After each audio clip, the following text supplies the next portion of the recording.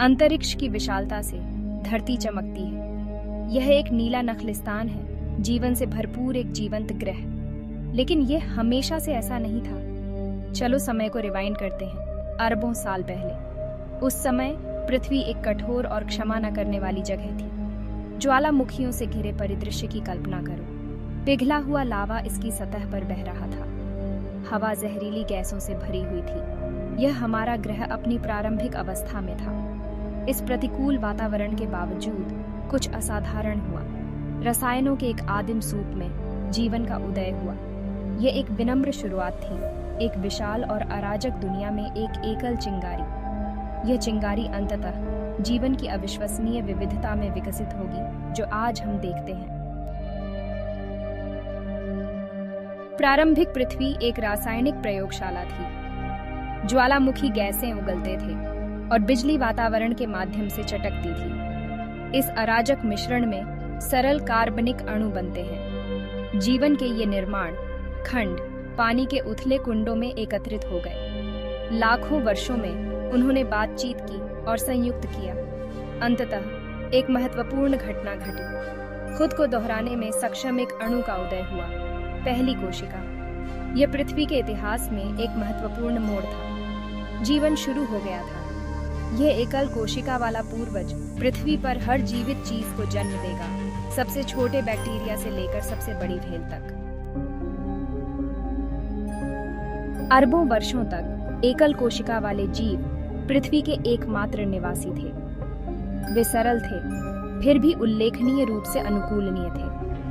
वे बदलते और विकसित होते हुए महासागरों में फैल गए। कुछ ने प्रकाश संश्लेषण करने की क्षमता विकसित की, जिससे वातावरण में ऑक्सीजन निकलती है।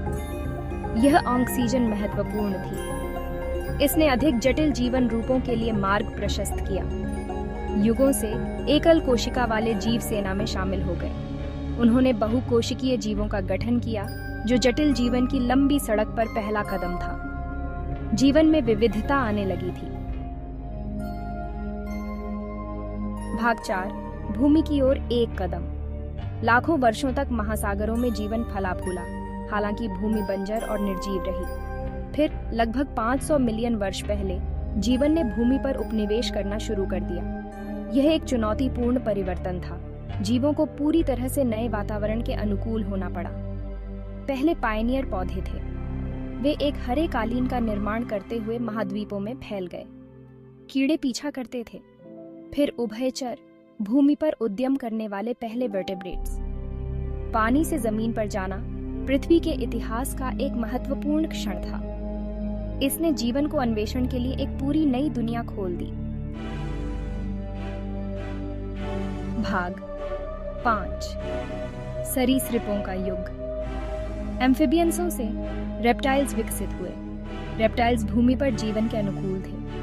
पानी की कमी को रोकने के लिए उनकी पपड़ीदार त्वचा थी और वे अंडे देते थे, जो पानी से बाहर जीवित रह सकते थे। डायनासोर, सरीसृपों का एक समूह, प्रभुत्व में आ गया। उन्होंने 180 मिलियन से अधिक वर्षों तक पृथ्वी पर शासन किया। डायनासोर का शासन अविश्वसनीय विविधता का समय था। कुछ डायनासोर विशाल थे, जैसे लंबी गर्दन वाले सौरोपॉड्स। अन्य भयानक शिकारी थे, जैसे टायरानोसोरस रेक्स। इस दौरान महाद्वीपों का बहाव जारी रहा, जिससे ग्रह का भूगोल आकार लेता रहा। भाग 6, एक नाजुक घर। डायनासोर्सों का युग अचानक समाप्त हो गया। एक विशाल क्षुद्र ग्रह पृथ्वी से टकराया, जिससे व्यापक तबाही हुई। इस प्रभाव से भूकंप, सुनामी और ज्वालामुखी विस्फोट हुए। सूरज को अवरुद्ध करते हुए राख और धूल से आसमान में अंधेरा छा गया। इस भयावह घटना ने डायनासोर और कई अन्य प्रजातियों का सफाया कर दिया।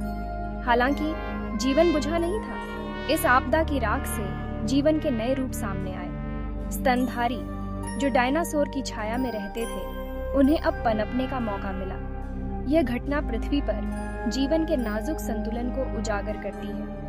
यह हमें दिखाता है कि जीवन बदलने के लिए कितना संवेदनशील है। पृथ्वी पर जीवन की कहानी उसके लचीलेपन का प्रमाण है। अनगिनत चुनौतियों के बावजूद जीवन बचा रहा, अनुकूलित हुआ और विविधतापूर्ण हुआ।